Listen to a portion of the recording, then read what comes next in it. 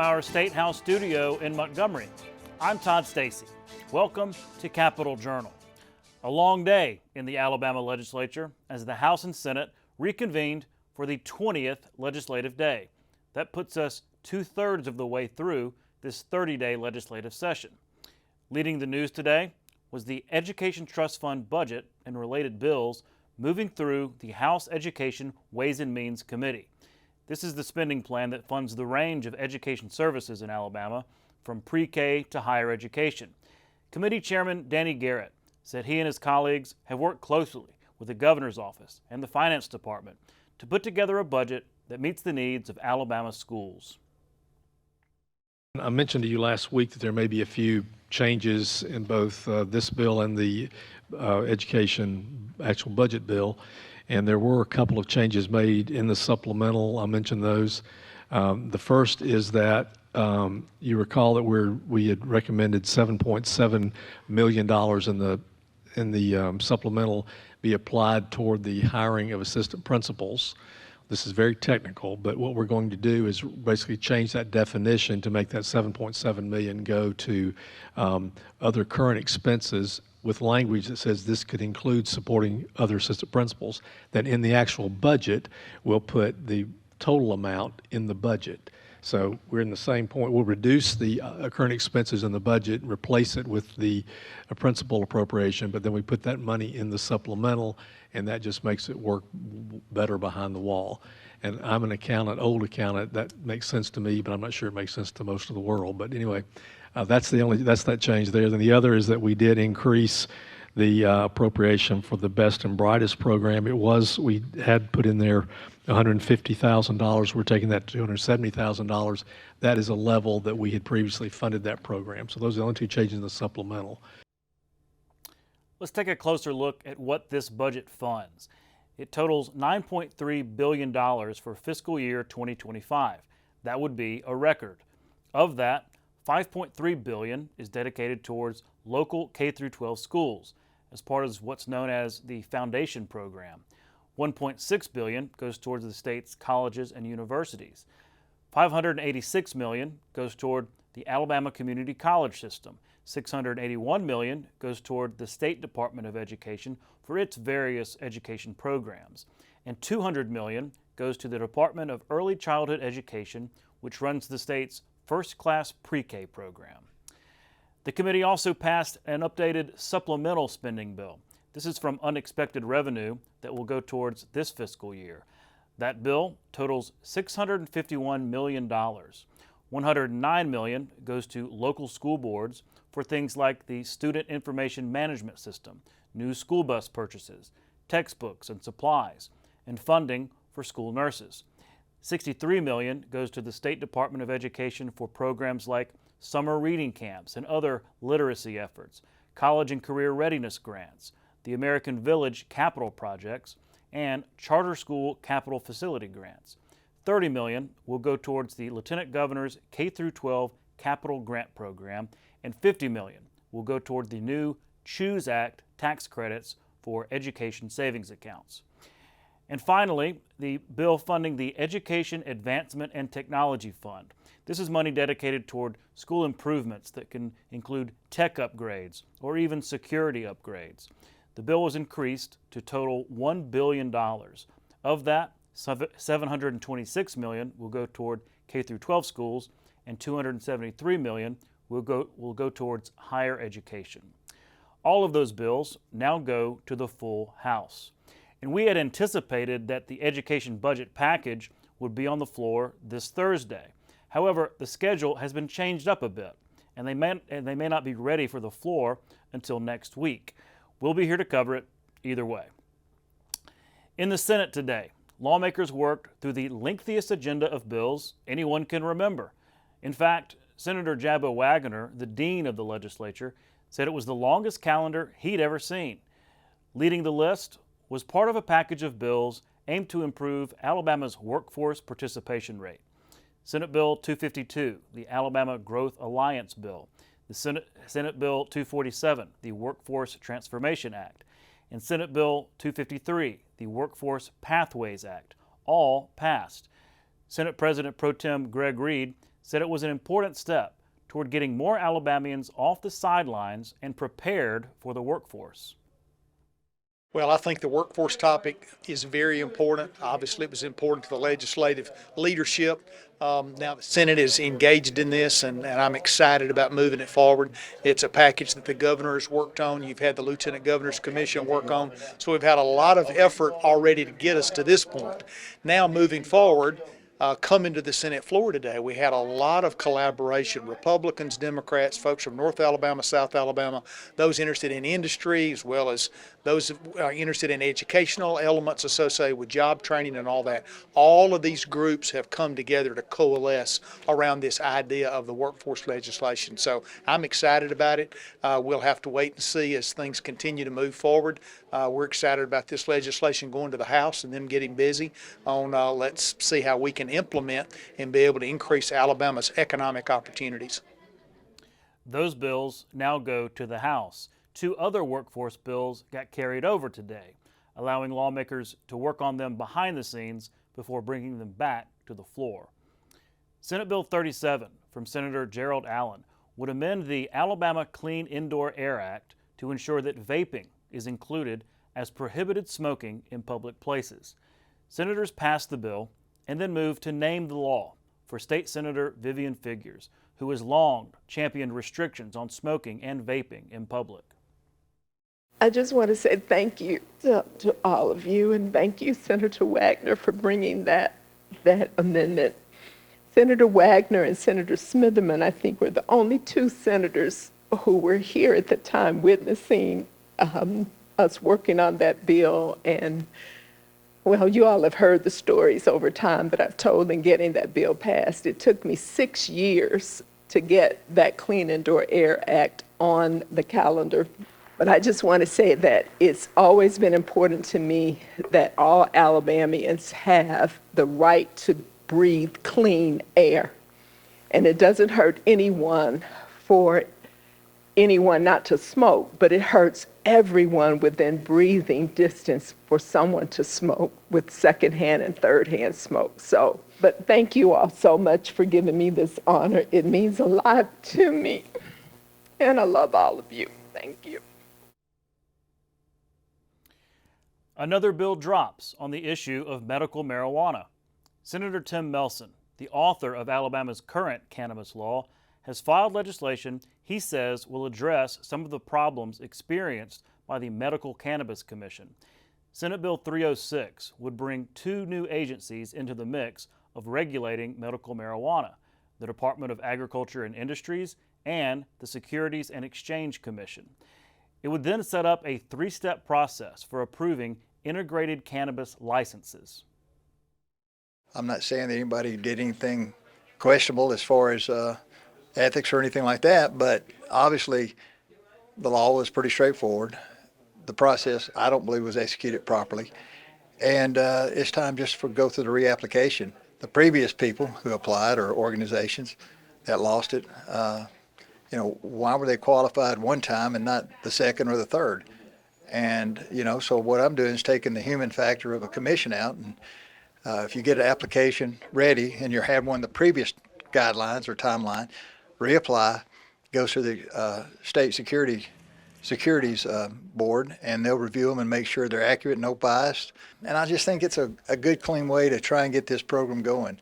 It's just, right now, it is, unfortunately, I hate to say it's just a mess, but it's just a mess. I mean, this should have been established a long time ago. It should be up and running, and I'm just trying to get it back on track. That bill will be in the Senate Agriculture Committee tomorrow. One note for those following the issue of gambling: the Senate today did not act on the House's request to go to a conference committee and work out differences between the two chambers in their respective bills. Senate President Pro Tem Greg Reed said conversations were still ongoing behind the scenes about how exactly to proceed. On to the House, which also had a busy day. We'll start with House Bill 327 from Representative Alan Baker. The bill would allow certain locations in Alabama with the right geologic conditions to develop carbon dioxide storage facilities underground, but only after approval from the State Oil and Gas Board. It's a burgeoning economic development opportunity that some places in Alabama can take advantage of, Baker said. Under existing law, subsurface minerals may be conveyed, transferred from one property owner to another from the overlying land and waters. The bill would provide possessory right to pore space below the real property, which would be vested in the surface owners and may be separately conveyed. Also existing would be the State Oil and Gas Board would regulate the underground storage of carbon oxides, including carbon dioxide. The bill further provides the circumstances under which a proposed carbon dioxide storage facility may receive the board's approval to operate.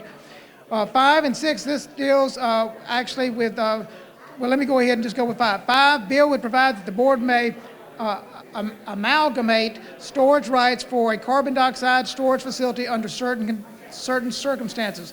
The word amalgamate, that simply means to unite, to merge into a single body. The bill would create the Underground Carbon Storage Facility Administrative Fund. It would also create the Underground Carbon Dioxide Storage Facility Trust Fund. And then the bill would provide an issuance of a certificate of project closure and completion. And then finally, the Commissioner of Conservation and Natural Resources, who already has the power to lease certain state lands for various oil and gas uses, would be authorized to lease pore space of certain state lands as well.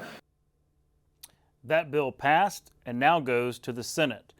House Bill 330 from State Representative Matt Woods would require public and private colleges and universities to report any funding they received from foreign countries of concern or entities associated with those countries of concern. It comes in response to reports of billions of dollars from Middle Eastern countries funding special programs or professorships at American universities. Some have argued this has led to more radicalization on campuses today. Each public institution of higher education that is already required by federal law to annually report funding received from certain foreign sources to the National Science Foundation and the United States Department of Education to report the same information to the Governor and the Education Policy Committee chairs in the House and Senate. These reports are intended to provide transparency regarding funding received from foreign countries of concern and certain entities and individuals associated with those countries. I know we've indicated there are some concerns. Are you able to provide any specific concerns relative to? Yes, ma'am. You know, as we mentioned earlier before we got called down, there's a lot of colleges across the country back a few years ago who were not complying, and it's my understanding that that still could be the case with federal reporting requirements under the Higher Education Act. Okay, so they were not complying with the request from the federal government? Correct. And I'm not saying that about university here in the state, but there are examples in the country where that's happened back in 2020 specifically. I can give you some of those examples. Do you mind sharing with me what you have? Well, one of the probably most profound examples that I came across was the country of Qatar. They provided over $4.7 billion of funding to universities over the last 20 years or so. That country is obviously very well known to be a very pro-Hamas, anti-Semitic country, and they funded the Yale University, Harvard University, Northwestern, Texas A&M, and several others to the tune of about $4.7 billion. Billion. That bill passed and now also goes to the Senate. Like I said, long day in the Alabama legislature. When we come back, I'll speak with Allison King of the Alabama Education Association about the education spending bills moving in the House. Stay with us.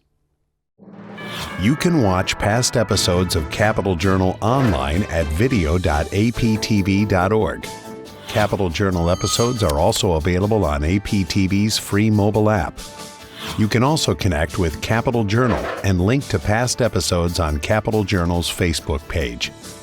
And you can listen to past episodes of Capital Journal when you're driving or on the go with Capital Journal podcasts. Keep up with what's happening with Capital Journal.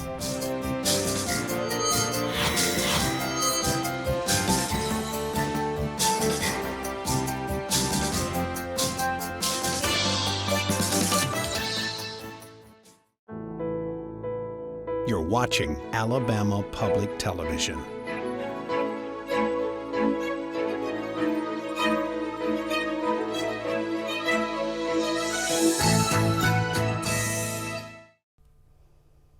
Welcome back to Capitol Journal. Joining me next is Dr. Allison King of the Alabama Education Association.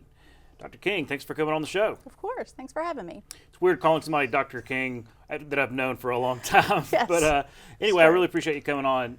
The reason I wanted to have you is the Education Trust Fund is moving this week. Yes. It moved out of committee today.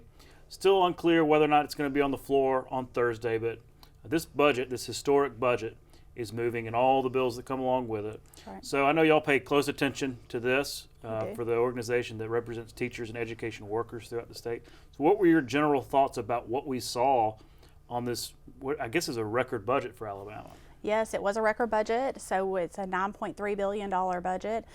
In addition to that, we have about a $650 million supplemental, and they're going back to the A&T allocation budget as well, that they're bringing back some things from, they raised that from what the governor's proposal was by about $300 million. So that they're looking at about $1 billion there that will be allocated out to the school districts based on that formula that's followed for that. So it's a lot of record money going into education.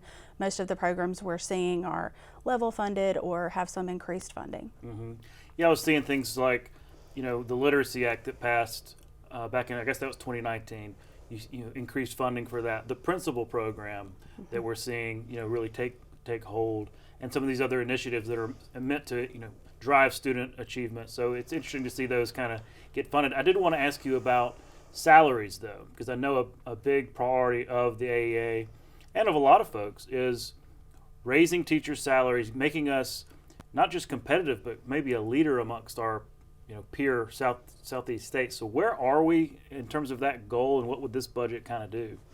Yes, so the governor proposed a starting salary of $47,600, and that would make us competitive in the Southeast. I don't think it puts us at the very top of all of the southeastern states, but it does definitely in the states surrounding Alabama, and that's a very exciting thing and something that we are in full support of. There's also some changes that were made to the salary matrix a few years ago, so we want to make sure that we're continuing with those initiatives for our mid and late career educators as well.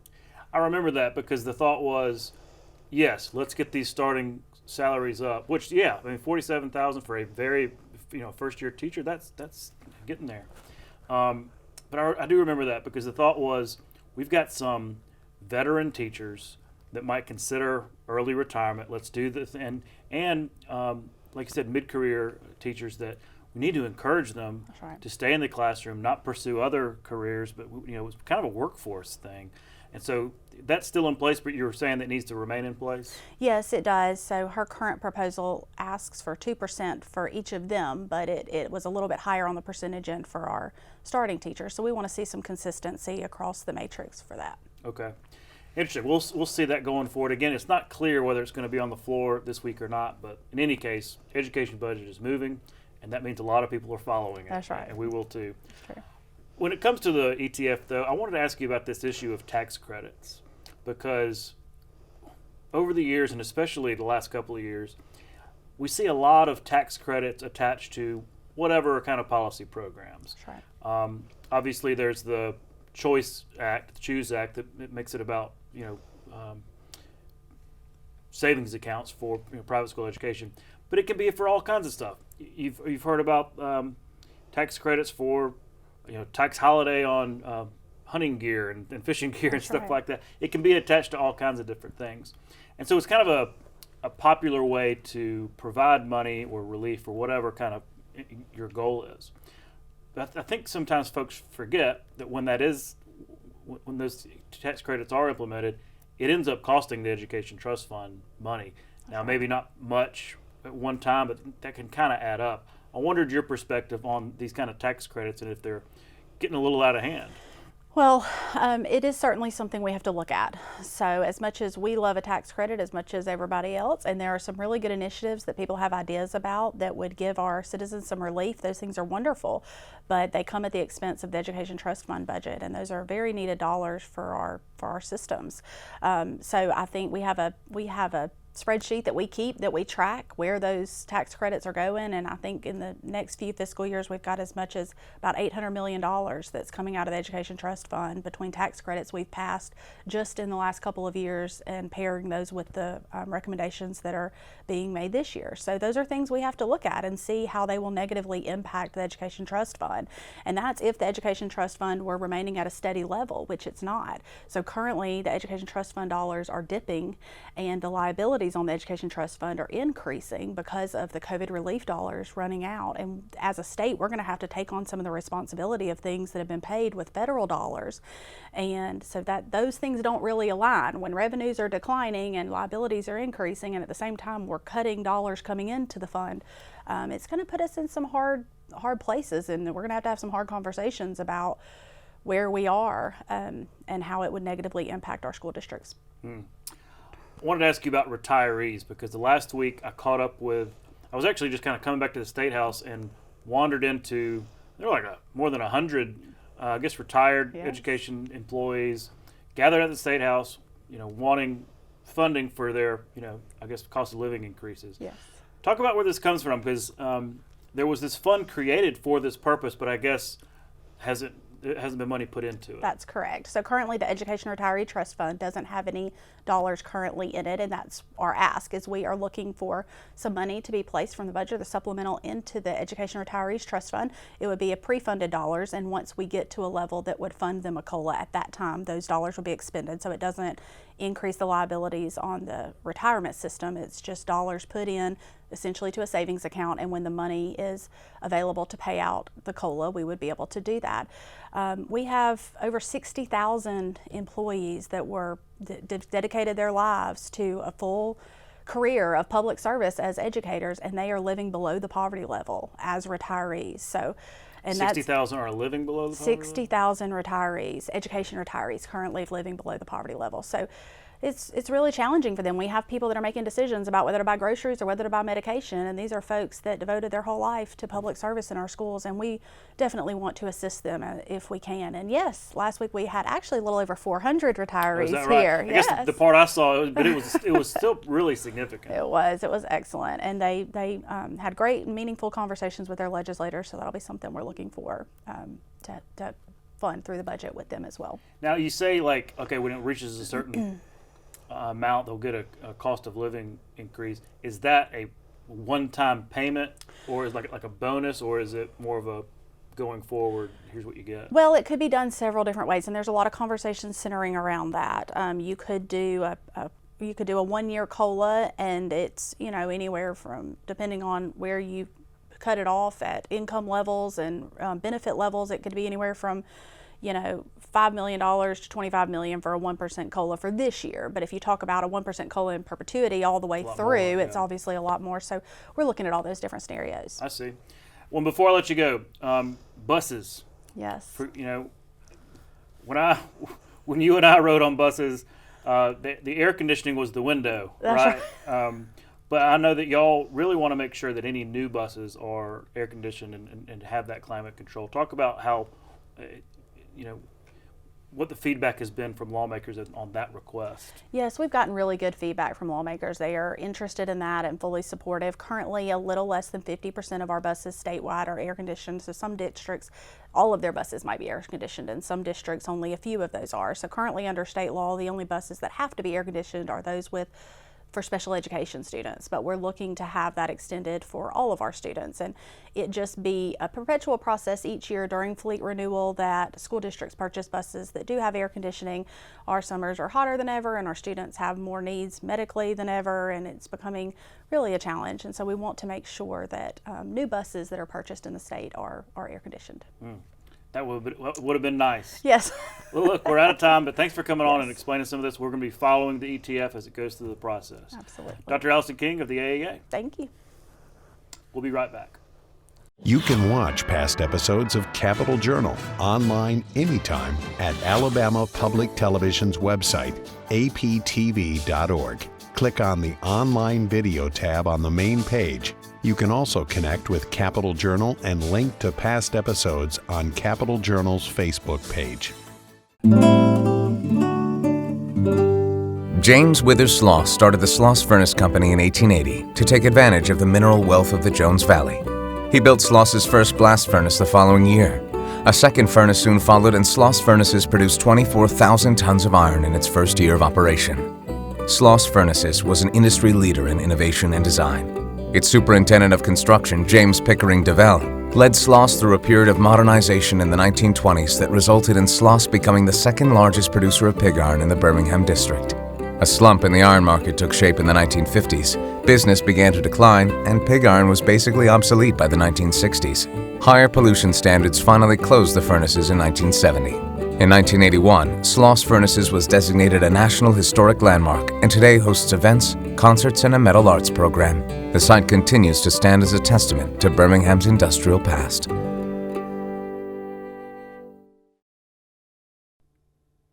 That's our show for tonight. Thanks for watching. We'll be back tomorrow night at the same time with more coverage of the Alabama Legislature right here on Alabama Public Television. For our Capital Journal team, I'm Todd Stacy. We'll see you next time.